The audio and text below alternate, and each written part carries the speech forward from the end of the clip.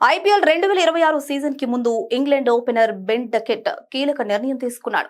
వ్యక్తిగత కారణాలతో ఐపీఎల్ 2026 నుంచి తప్పుకుంటున్నట్లు ప్రకటించాడు. దాంతో ఐపీఎల్ ఫ్రాంచైజీ ఢిల్లీ క్యాపిటల్స్ కు భారీ షాక్ తగిలింది. గత ఏడాది వేలంలో 2 కోట్ల రూపాయలకు డకెట్ ను సొంతం చేసుకున్న ఢిల్లీ ఈ సీజన్ లో అతడిపై ఆశలు పెట్టుకుంది. తీరా లీగ్ ఆరంభానికి ముందు డకెట్ షాక్ ఇచ్చాడు. ఈ నిర్ణయం చాలా కఠినమైంది.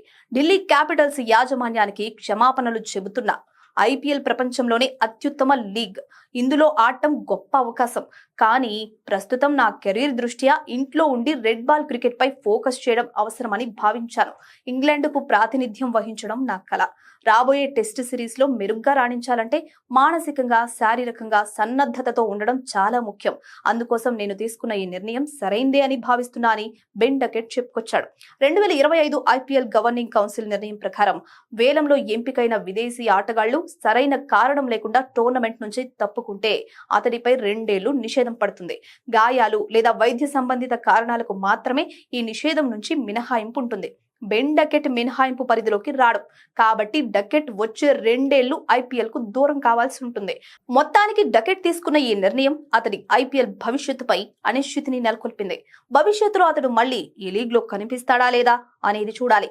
గత యాషెస్ సిరీస్ లో బెన్ డకెట్ నిరాశపరిచాడు. 5 టెస్టుల్లో 202 పరుగులు మాత్రమే చేశాడు. ఒక్క హాఫ్ సెంచరీ కూడా నమోదు చేయలేకపోయాడు.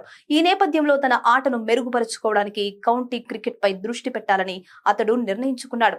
నాటింగ్హామ్షైర్ కోచ్ పీటర్ మూర్స్ తో కలిసి పనిచేస్తూ తన లోపాలను సరిదిద్దుకోవాలని భావిస్తున్నాడు.